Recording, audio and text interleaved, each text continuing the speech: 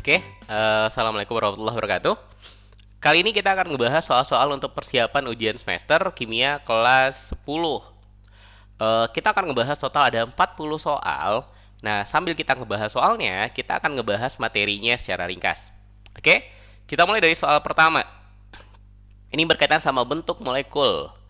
Bentuk molekul senyawa dari ikatan kovalen antara atom P15 dengan atom Cl17 sesuai dengan kaidah oktet adalah.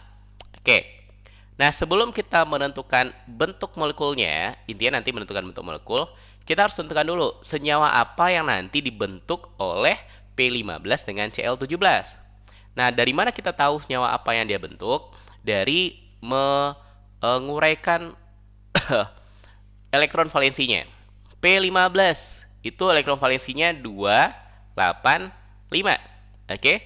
Cl17 itu elektron valensinya berapa? 287. Nah, ingat, setiap atom akan stabil kalau seandainya jumlah elektron valensinya ini itu nanti jumlahnya adalah 8. Ini konfigurasi elektronnya, dan elektron valensi, elektron yang terakhir ini dia akan stabil kalau ini jumlahnya 8. Biar 8, karena P itu 5 belakangnya, maka biar 8 dia butuh 3 elektron lagi. Sementara Cl itu butuh 1 elektron lagi. Nah, cara paling gampang untuk menentukan apa senyawanya, 3 sama 1 kita samakan.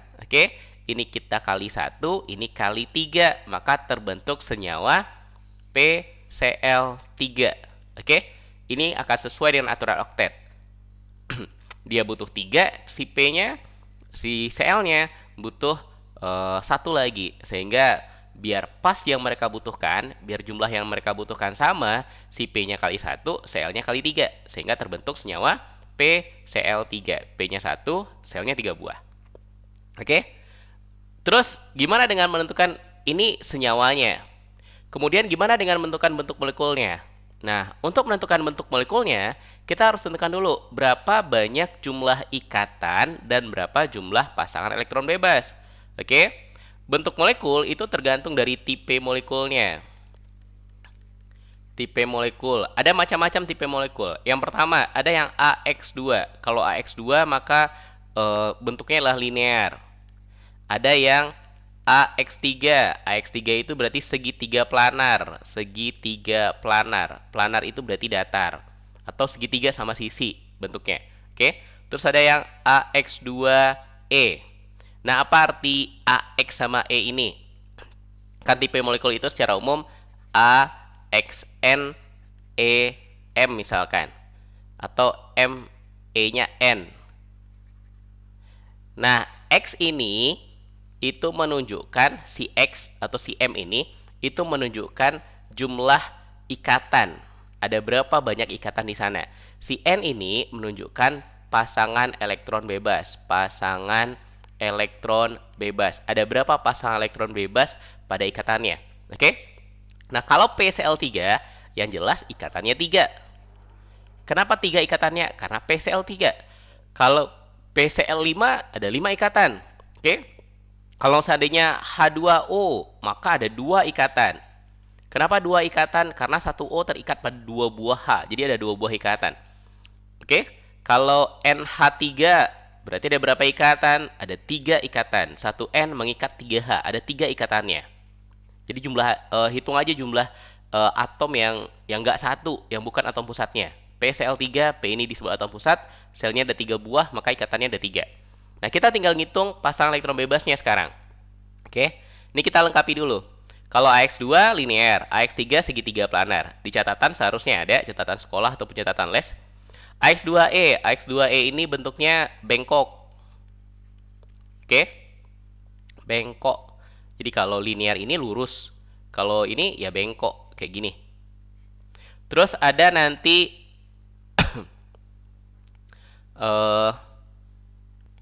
kemudian ada bentuk AX4. AX4 ini namanya adalah tetrahedral. Tetrahedral. Terus ada AX3E. AX3E ini piramida segitiga. Piramida segitiga. Terus ada lagi nanti AX2E2. X2E2 ini bentuk V. Oke. Terus nanti ada AX5. Ini disebut bipiramida trigonal. Bipiramida trigonal. Terus ada AX4E disebut dengan tetrahedral terdistorsi. Terus ada AX3E2, ini bentuk T. Oke. Terus ada AX2E3. Yang ini linear. Terus ada AX6. AX6 itu disebut sebagai oktahedral. Terus ada AX5E. Ini piramida segi 4. Ini kita geser dulu ke sebelah. Ini hapus dulu H2O sama yang H3-nya. AX5E itu adalah piramida segi 4. Piramida segi 4 ya bentuk ke piramida. 5 segi 4. Segi 4. Terus ada AX4E2. Ini adalah segi 4 datar. Ada 13. 1, 2, 3, 4, 5, 6, 7, 8, 9, 10, 11, 12, 13. Pas, ada 13 buah total semuanya. Oke. Nah, sebelum tentukan tipenya ini, tentukan dulu jumlah ikatannya. Ikatannya udah tahu. Tadi ikatannya PCl3, karena Cl-nya 3 buah, maka ikatannya 3. Kemudian yang si En ini itu pasangan elektron bebas. Kalau dia E-nya 1, kayak ini AX2E, berarti dia punya 1 pasang elektron bebas. Kalau AX2E2, berarti dia punya 2 pasang elektron bebas. Nah, gimana cara ngitung elektron bebasnya? Bisa pakai gambar, bisa juga pakai hitung-hitungan jari. Kita pakai hitungan jari aja biar gampang. Si atom pusat di sini siapa? P. P punya berapa buah? Punya 5 buah. Oke? P punya 5 buah elektron valensi. Nah, si Cl, 1 Cl butuh 1. Oke? Nah, yang dia butuhkan 1 kali 3. Berarti ada berapa buah yang dibutuhkan oleh Cl? Ada 3 buah total yang dibutuhkan oleh Cl. Ada 3 buah Cl yang ngambil 3 buah elektronnya. Ada Cl di sini, dia ngambil. Ada Cl di sini, dia ambil 1. Ada Cl lagi di sini, dia ngambil 1. Oke? Ini yang kita sebut dengan PCl3. 1P, Cl-nya 3 buah. Masing-masing Cl butuh 1. Karena ada 3 buah Cl, maka akan terambil 3 buah elektron punya P. Titik-titik ini elektronnya P. Titik hitam. Oke? Sehingga ada yang tersisa nggak? Ada. Masih ada 2 buah elektron P yang bebas. Ini kita sebut sebagai pasangan elektron bebas. Karena pasangan, ya satu pasang itu kita sebut sebagai kita hitungnya 2 buah. Maka ada berapa pasang? Ada 1 pasang. Oke? Jadi PeB-nya, pasangan elektron bebasnya ada 1 pasang. Sehingga tipe ini adalah tipe AX3E. Oke? Dia punya 3 ikatan dan dia punya 1 pasang elektron bebas. Maka AX3E tipenya, kalau kita udah punya daftar ini, tinggal lihat aja namanya apa. AX3E, ini dia, piramida segitiga. Maka jawabannya adalah D. Oke? Lanjut. Soal nomor 2. Senyawa SF6 adalah memiliki bentuk molekul oktahedral. Bentuk hibridisasi orbital atom S pada molekul tersebut adalah SF6. Nah, cara paling gampang kalau orbital di soal objektif ya. SF6 ada berapa ikatan? Ada 6 ikatan. Oke? Karena ada 6 buah ikatan, cari aja ikatannya 6. Ikatan 6 itu maksudnya yang orbitalnya 6. S-nya 1, P-nya 3, D-nya 2. Ini 6 totalnya. Oke? Kalau SP2 ada berapa ikatan? Ada 3 ikatan. Oke? S1, P-nya 2, berarti 3 ikatan. Kalau SP3, S-nya 1, P-nya 3, berarti ada 4 ikatan. SP3D ada 5 ikatan. Oke? Nah, kalau dia 6 ikatan, maka otomatis 6 orbital. Yang mana yang 6 orbital? Yang D yang 6 orbital. S1, P3, D2. 6 totalnya, maka jawabannya D. Oke? Ini cara gampangnya. Misalkan kayak gini. CH4. CH4 ada berapa ikatan?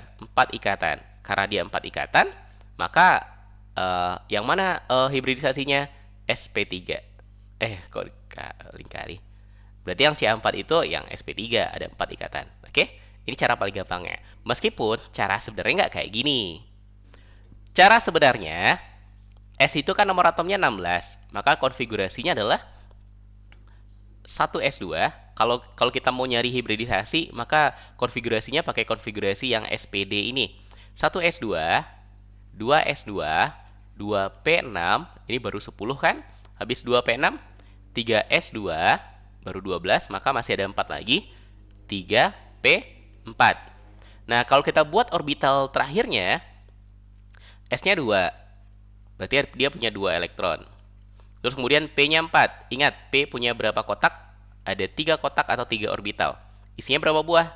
Ada 4 buah isinya. 1, 2, 3, 4. Oke, dia punya 2 buah elektron yang tidak berpasangan. Nah, ketika ada F yang masuk, F nomor atomnya 9.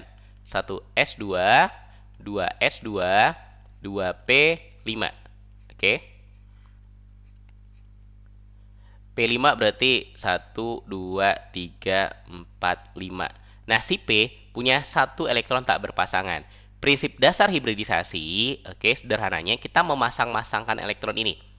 Ketika F punya 1 yang nggak berpasangan, terus F-nya ada berapa buah?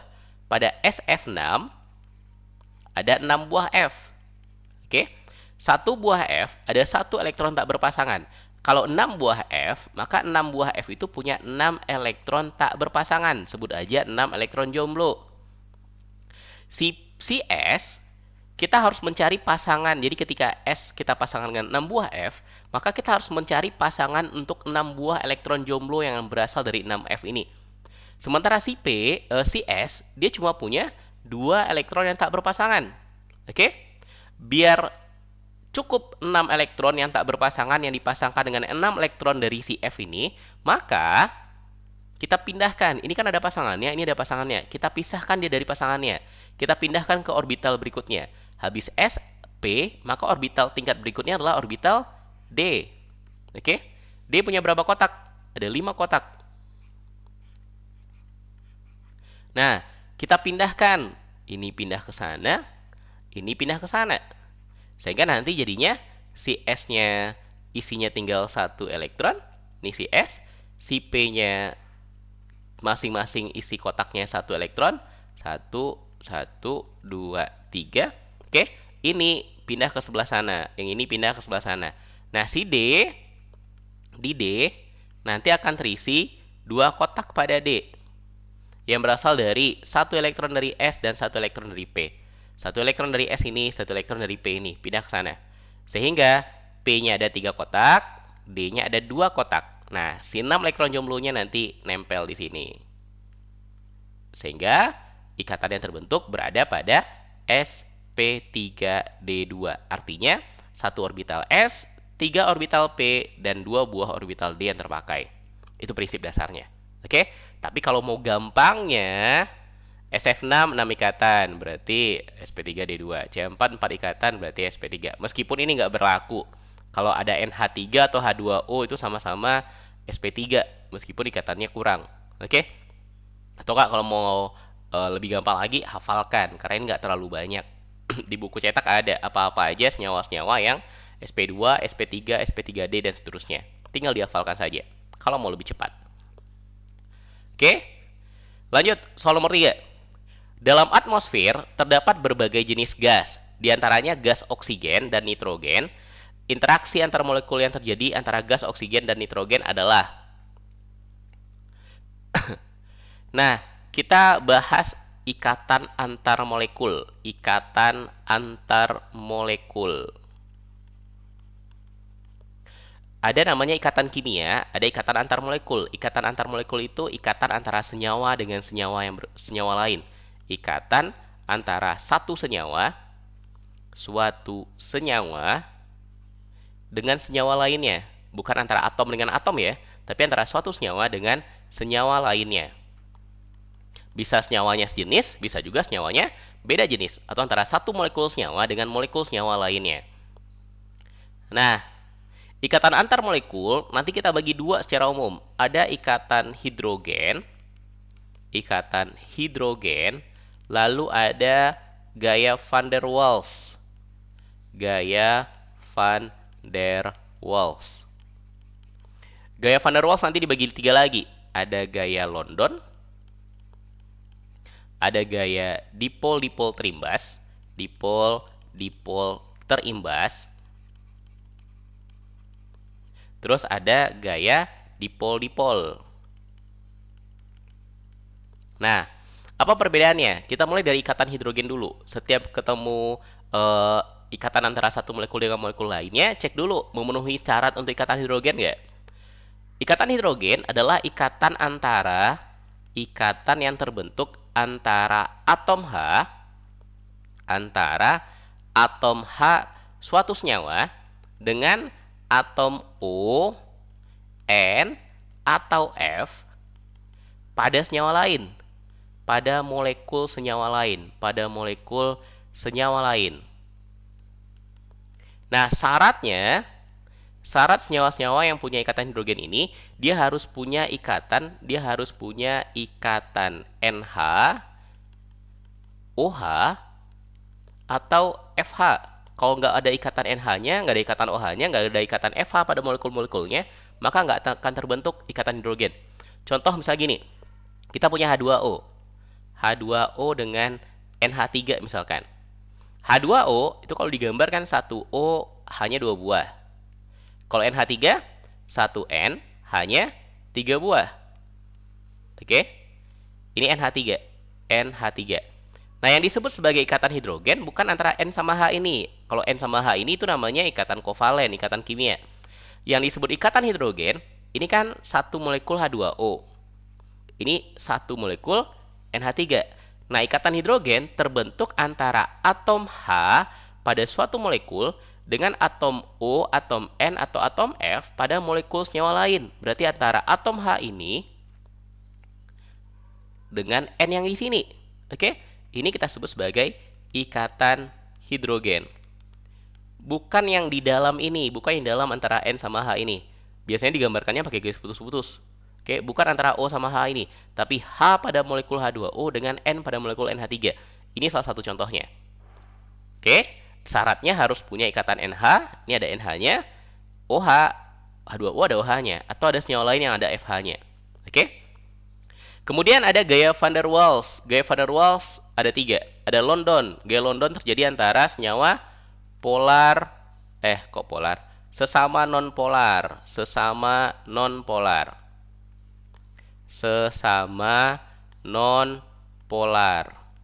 Kalau dipol-dipol terimbas antara polar dengan non-polar. Polar dengan non-polar. Kemudian dipol-dipol antara sesama polar yang bukan ikatan hidrogen. Semua yang punya ikatan hidrogen ini dia polar, tetapi yang dipol-dipol ini sesama polar tapi tidak membentuk ikatan hidrogen. Oke? Terus apa maksud dari polar? Nah, kita bahas sekarang senyawa kovalen polar. Ciri-ciri senyawa kovalen polar. Yang pertama, ciri-ciri senyawa kovalen polar itu yang pertama adalah yang jelas bentuknya itu nggak simetri, bentuknya tak simetris. Jadi kita harus tahu kalau pakai ciri-ciri ini berarti kita harus tahu bentuknya seperti apa. Simetris itu berarti sama kiri kanan atau sama atas bawah. Kalau seandainya nggak bisa menentukan bentuknya, maka bentuk tak simetris ini bisa kita lihat dari ciri lainnya. Yang pertama, untuk senyawa di atom. Apa itu di atom? Di atom itu yang senyawanya cuma 2 atom. Kayak misalkan N2, N sama N itu di atom.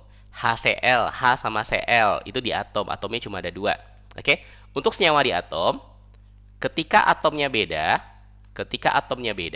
maka otomatis dia polar. Oke? Kalau atomnya sama, maka dia non-polar. Oke? Terus contoh misalkan, kalau kita punya H2, berarti H2 ini nonpolar. Kenapa nonpolar? Karena H2 terbentuk antara atom H dengan atom H yang sama. Oke. Tapi kalau HCl ini polar karena terbentuk antara atom H dengan atom Cl. Dua atom yang berbeda. Oke. Yang ketiga, ini untuk senyawa di atom. Berikutnya untuk senyawa poliatom. Untuk senyawa poliatom. Poliatom berarti atomnya ada banyak. Biasanya banyaknya dihitungnya kalau lebih dari 2. Oke? Lihat dari atom pusatnya. Jika atom pusat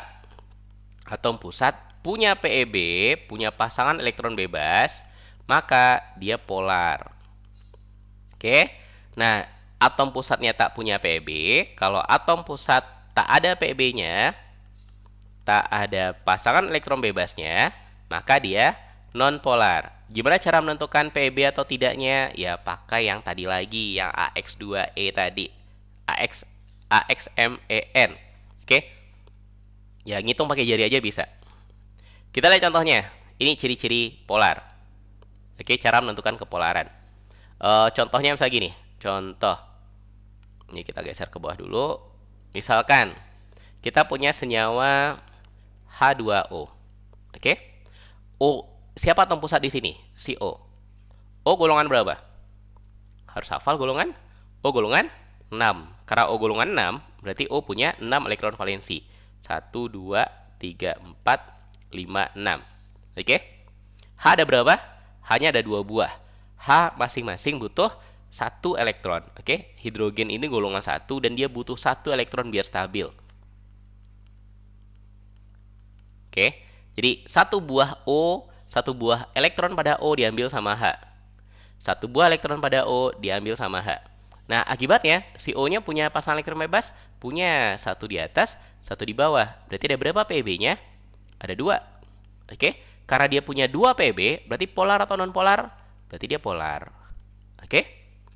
Kita bandingkan sama contoh lain. Misalkan kalau CH4. CH4. C golongan berapa? Golongan 4. Berarti dia punya 4 elektron valensi. Mengikat berapa buah H? 4 buah H. Maka keempat-empat elektronnya habis diambil sama H. Masing-masing H ngambil 1. Karena ada 4 buah H, jadi habis diambil sama H. Punya PeB nggak? Enggak. Berarti PeB-nya 0. Kalau PeB-nya 0, berarti dia non-polar. Oke? Nah, sekarang kita lanjut. Kita lihat ke soal di nomor ini. Oke, ini tadi teorinya. Yang ditanya, molekul yang terjadi antara gas oksigen. Oksigen itu O2. Nitrogen itu N2. Ini di atom, ini juga di atom. Maka kita lihat yang di atom tadi. Ini atomnya sama, ini atomnya sama. Berarti ini nonpolar. Ini juga nonpolar.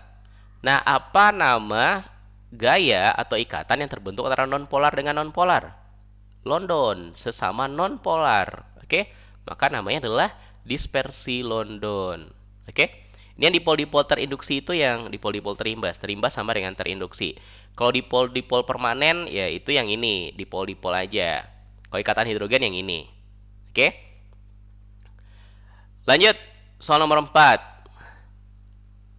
Perhatikan grafik titik didih senyawa berikut. Oke. Sekarang kita bahas titik didih. Ini biasanya soal yang rutin keluar grafik ini. Titik didih dari suatu senyawa, kita ambilnya senyawa kovalen ya. Kita nggak hitung senyawa, kita nggak ngitung senyawanya senyawa ion. Kalau senyawa ion itu sangat tinggi. Kalau senyawa kovalen, ada beberapa hal yang menentukan titik didih senyawa kovalen. Jadi dia ditentukan pertama oleh yang pertama jenis ikatan. Jenis ikatan antar molekul. Antar molekul. Oke. Kita punya 4 ikatan antar molekul tadi. Ada ikatan hidrogen, ada gaya London, ada dipol-dipol terimbas, ada dipol-dipol. Nah, kalau diurutkan dari yang paling tinggi, maka yang paling tinggi titik didihnya itu adalah ikatan hidrogen. Yang punya ikatan hidrogen itu paling tinggi titik didihnya. Di bawahnya ada dipol-dipol. Di bawahnya lagi ada dipol-dipol terimbas. Di bawahnya lagi ada gaya London. Nah, makin ke sana, ini titik didih, kita tulis saja TD, makin tinggi. Oke? Jadi yang punya ikatan hidrogen, titik didihnya adalah yang paling tinggi di antara teman-temannya. Oke? Terus yang kedua, yang berpengaruh ketika sama-sama misalkan gaya London. Terus apa yang berpengaruh berikutnya? Maka yang berpengaruh berikutnya adalah MR. Oke? Apa itu MR? Massa molekul relatif. Massa molekul. Massa molekul relatif itu ngaruh. Misalkan, contoh, yang satu CH4, yang satu lagi C2H6. Oke? Sama-sama ini sama-sama nonpolar, berarti ikatannya sama-sama gaya London. Ini karena ini atomnya lebih besar, maka ini MR-nya lebih besar. Karena MR-nya lebih besar, maka titik didihnya ya jadi lebih besar juga. Oke? Nah, karena yang berkaitan sama ikatan antar molekul itu adalah ini, maka ini yang paling sering ditanya. Kita belajarnya bab ikatan antar molekul, maka ini yang paling sering ditanya. Nah, sekarang coba lihat. Ini ada grafik. Yang hijau ini untuk ikatan H sama golongan 6. H2O, H2S, H2SE, H2TE. OSSETE itu golongan 6. Orang Solo senang tempo. Oke? Ya ini golongan 7. HF, HCl, kemudian HBr sama HI itu golongan 7. Fani, Cilo, Bareh, Innalillah. Oke, tambah satu lagi AT nanti. Kalau ini NH3, PH2, AS sama SB sama BI itu golongan 5. Naik pesawat Amerika Serikat singgah bentar di Birma. Atau nambah pacar asal sabar bisa. Oke. Nah, harusnya makin ke bawah dia HOSSETE kalau dihitung dari MR itu MR-nya makin besar. Harusnya O yang paling rendah kalau pakai hitung MR, maka O yang paling rendah harusnya, karena O yang MR-nya paling kecil. Begitu juga dengan HF. F yang MR-nya paling kecil. NH3 juga sama, NH3 yang MR-nya paling kecil dibandingkan yang lainnya. Tetapi ternyata dia lebih paling tinggi, terutama H2O sama HF, paling tinggi di antara yang lainnya. Polanya sedikit berbeda. Penyebabnya gara-gara apa? Gara-gara ketiga-tiganya ini punya ikatan antar molekul terkuat, yaitu punya ikatan hidrogen. Apa tadi syarat ikatan hidrogen?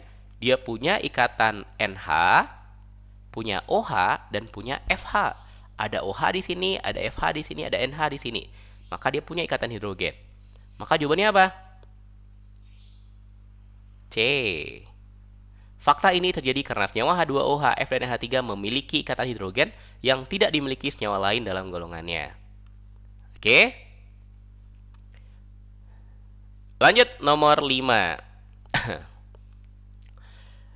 Ini ngebandingkan titik didih FClBrI2, F2Cl2Br2I2. Coba perhatikan. Makin ke bawah titik didihnya makin besar. Oke. Ini karena nggak pakai H, berarti nggak mungkin ada ikatan hidrogennya. Ini makin besar titik didihnya ke bawah. Nah, penyebabnya katanya gara-gara apa? Berdasarkan data di atas, pernyataan berikut yang benar adalah, ini kan datanya tentang molekul F2Cl2Br2I2, titik didihnya makin lama makin tinggi, terus wujudnya makin lama makin padat. Makin padat itu gara-gara ya titik didihnya makin tinggi. Kira-kira penyebabnya apa? Karena ini nggak ada hubungannya sama ikatan hidrogen, ikatan antar molekul, kan ini semuanya nonpolar nih. Nonpolar, nonpolar, nonpolar, nonpolar. Dua atom yang atomnya sama. Karena semuanya nonpolar, berarti nggak ada hubungannya sama ikatan antar molekul. Oke? Ya, ikatan antar molekulnya semua sama, gaya London. Titik didih ditentukan oleh ikatan antar molekul jenisnya. Kalau beda-beda jenisnya, maka titik didihnya akan berbeda. Atau ketika ininya nggak ngaruh, ikatan antar molekulnya nggak ngaruh, maka yang ngaruh berikutnya adalah MR. Oke? Nah, karena di sini semuanya ikatan antar molekulnya adalah gaya London, karena semuanya adalah nonpolar, maka yang ngaruh berikutnya MR. MR mana yang paling besar? MRI2 yang paling besar. Oke? Yang mana yang benar katanya? Jenis gaya antar molekulnya berbeda-beda. Salah. Semuanya itu nonpolar. Semuanya nonpolar. Kalau F2 nonpolar, semuanya nonpolar, maka ikatan antar molekulnya semuanya sama, yaitu gaya London ikatan antar molekulnya. Nggak beda-beda. Jenis gaya antar molekul I2 adalah gaya dipol-dipol. Salah, gaya London. Dipol-dipol ini untuk polar sama-sama polar. Oke, misalkan HCl dengan HCl. HCl polar, HCl polar. Oke, atau HCl dengan H2O, sama-sama polar. HCl polar, H2O juga polar. Gaya antar molekul tidak mempengaruhi titik didih. Oke, benar. Yang pengaruhi titik didih apa di sini? MR-nya. Oke? Sorry, enggak. Gaya antar molekul mempengaruhi titik didih? Iya, tapi untuk di sini enggak. Ini kan pernyataan umum nih. Ini salah. Tidak mengaruhi berarti salah. Harusnya mempengaruhi. Dalam molekul F2 terdapat ikatan hidrogen. Tidak. Ikatan hidrogen itu kalau HF baru ikatan hidrogen. Ini hidrogennya aja nggak ada. Jadi nggak mungkin ada ikatan hidrogen. Titik didih molekul I2 paling tinggi karena tingginya massa molekul. Iya, massa molekul ini kita sebut sebagai MR. Jadi I2 ini kenapa lebih tinggi dari yang lain? Gara-gara MR-nya paling besar. Oke? Makin ke bawah, ini MR-nya makin besar. FClBrI, nggak hanya untuk golongan 7. Untuk semua golongan, makin ke bawah dia, maka makin besar titik MR-nya. Oke? Jadi jawabannya adalah yang E. Sip. Nah, sekarang kita lanjut bagian yang gampang. Elektrolit sama non-elektrolit. Yang bukan elektrolit, kira-kira yang mana? Air laut, cuka dapur, alkohol, air garam, atau isotonik. Elektrolit itu kan yang bisa mengalirkan listrik. Bisa mengalirkan listrik. Kenapa bisa mengalirkan listrik? Penyebabnya gara-gara apa? Karena di dalamnya ada ion. Karena mengandung ion positif dan ion negatif. Karena mengandung ion positif dan ion negatif. Setiap larutan elektrolit pasti ada ion positif, ion negatifnya. Dan secara umum, larutan elektrolit itu kita bagi 3. Apa aja? Larutan asam. Oke? Larutan basa sama larutan garam. Semua larutan asam itu larutan elektrolit. Semua basa elektrolit, semua garam elektrolit. Air laut elektrolit atau tidak? Elektrolit. Oke? Dia elektrolit. Ya karena di air laut nyampur banyak garam di dalamnya. Cuka dapur. Cuka itu apa? Asam cuka. Berarti elektrolit? Iya. Alkohol? Tidak. Alkohol nggak masuk ke sini. Alkohol itu non-elektrolit. Oke? Non-elektrolit. Air garam? Iya. Minuman isotonik? Iya. Kan di iklan-iklan mengandung ion. Oke? Pocari Sweat ada ion-ionnya. Maka jawabannya alkohol. Apa aja contoh non-elektrolit? Ada banyak contoh non-elektrolit. Misalkan gula. Oke? Alkohol. Apa lagi? Urea. Kemudian apa lagi yang non-elektrolit? Air murni. H2O murni ya. Kalau H2O yang udah dicampur sama asam, basa, garam, maka udah nggak lagi. Gula, alkohol, urea, H2O murni, terus apa lagi? Ada banyak. Oke? Yang non-elektrolit. Lanjut. Nomor 7. Suatu zat dapat menghantarkan arus listrik karena apa? Nah, ini penyebab elektrolit tadi. Apa penyebab elektrolit? Ada ion-ion. Ion-ion yang bergerak bebas. Oke? Ion-ion yang bergerak bebas ini yang mengantarkan listrik. Listrik itu elektron yang bergerak. Jadi penyebabnya gara-gara ion-ion yang bergerak bebas. Bukan yang kisi rapat, tapi dia bergerak bebas. Lanjut. Soal nomor 8. Senyawa HF, semua senyawa cairan HF dalam keadaan murni tidak dapat menghantarkan listrik, namun dapat menghantarkan listrik jika dilarutkan dalam air. Hal ini terjadi karena apa?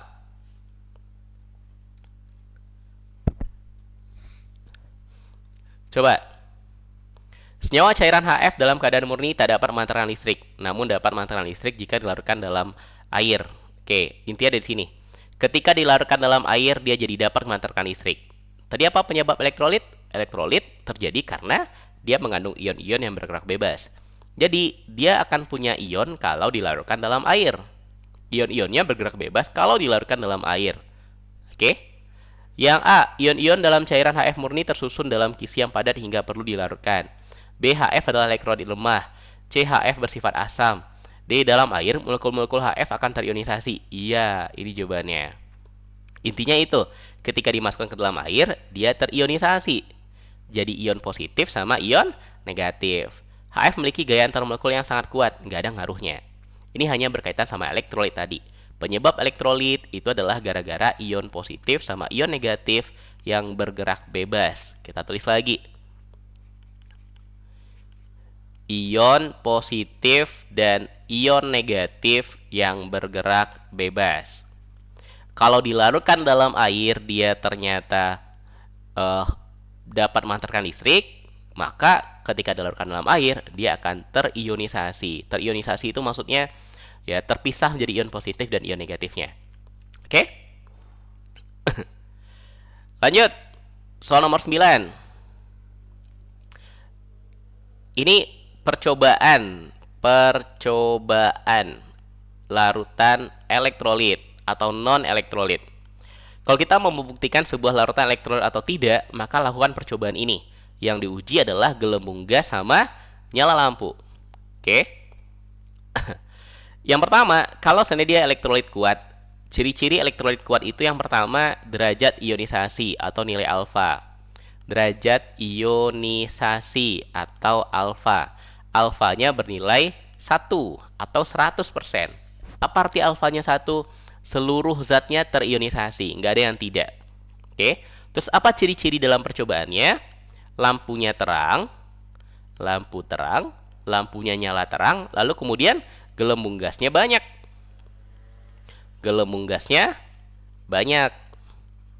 Ini elektrolit kuat. Kalau elektrolit lemah, nilai alfanya derajat ionisasi terletak antara 0 sampai 1. Oke? Apa ciri-ciri pada percobaan? Lampunya redup atau mati? Lampunya redup atau mati. Oke?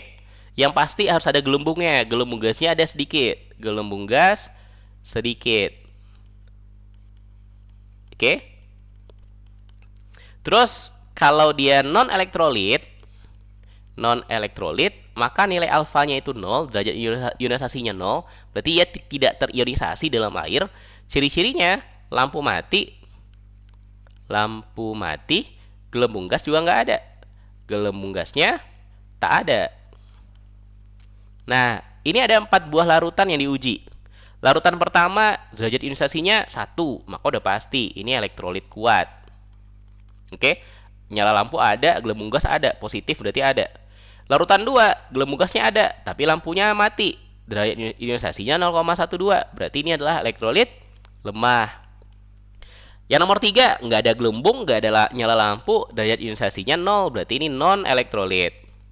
Yang keempat, gelembung gas ada, nyala lampu juga ada, derajat ionisasinya 0,5. Karena kecil dari 1, berarti ini elektrolit lemah. Mana yang benar? 1,4 elektrolit kuat. Salah. 1 aja yang kuat. 4 lemah. 2,3 lemah. 2 lemah tapi 3 itu non elektrolit. Salah. Konsentrasi ion dalam larutan 1 lebih banyak daripada larutan 4. Pada larutan 1 lebih banyak daripada larutan 4. Larutan 1 itu elektrolit kuat. Larutan 4 elektrolit lemah. Berarti ion pada elektrolit kuat ya pasti lebih banyak daripada elektrolit lemah. Maka jawabannya C. Konsentrasi ion ini bisa terlihat dari nilai alfa. Jadi alfa itu berapa banyak zat yang terion. Kalau alfanya 1 berarti seluruhnya terion. Kalau 0 sampai 1 berarti hanya sebagian yang terion. Makin kecil nilai alfanya maka makin sedikit yang terion. Oke? Yang D, 1, 2, 3, 4 larutan elektrolit. Salah. Yang E, kekuatan daya hantar listrik larutan 1 sama 4. Salah. 1 kuat, yang 4 lemah. Beda. C jawabannya. Lanjut nomor 10. Kemungkinan larutan 1. Oke, lihat. Ini berdasarkan tabel nomor 9 katanya. Larutan 1 tadi elektrolit kuat. Larutan 1 itu elektrolit kuat. Yang mana elektrolit kuat? Elektrolit kan dibagi. Ada yang kuat, ada yang lemah. Yang mana yang kuat? Yang kuat itu garam. Terus asam kuat. Apalagi basa kuat. Karena belum belajar asam kuat, basa kuat, maka jarang ditanya. Garam yang biasanya dimasukkan. Berarti jawabannya apa? Garam dapur. Oke. Kalau elektrolit lemah apa? Asam lemah. Apa contoh asam lemah? Cuka. Apalagi? Jeruk nipis. Apalagi asam-asam yang masih mungkin dimakan. Oke? Cuka, jeruk nipis, ada asam karbonat namanya. Asam karbonat yang bakal kalian temukan kalau kalian minum minuman bersoda, eh, Coca-Cola, Fanta dan lain-lainnya. Asam karbonat yang bikin kita sendawa. Oke? Ada karbon dioksidanya di sana. Ini kalau diuraikan dia dibuka botolnya terurai dia jadi air dan CO2 yang kemudian bikin kita sendawa. Terus ada basa lemah. Contoh basa lemah yang paling sering NH3 atau NH4OH, amonia. Oke? NH4OH, amonium hidroksida atau NH3 amonia. Ini basa lemah yang paling sering. Nah, asam kuat ini contohnya HCl, asam klorida, H2SO4 ini yang paling sering. Terus ada HNO3 asam nitrat, terus ada HClO4 asam klorat. Oke? HBr, HI. Ini asam kuat. Basa kuat ada banyak. Yang paling sering NaOH, CaOH 2 kali, BaOH 2 kali, dan lain-lainnya. Oke? Nah, karena ditanyanya larutan elektrolit kuat, di antara pilihan ini berarti jawabannya adalah larutan garam dapur. Oke? Air sumur ini bisa dianggap elektrolit lemah kalau air sumurnya bercampur sama garam-garam di dalam tanah. Larutan cuka elektrolit lemah. Kalau air murni itu non elektrolit ya. Larutan urea non elektrolit. Alkohol 70% non elektrolit. Larutan garam dapur itu elektrolit kuat. Oke? Kita cukupkan. 10 soal berikutnya akan kita bahas pada video yang kedua. Assalamualaikum warahmatullahi wabarakatuh.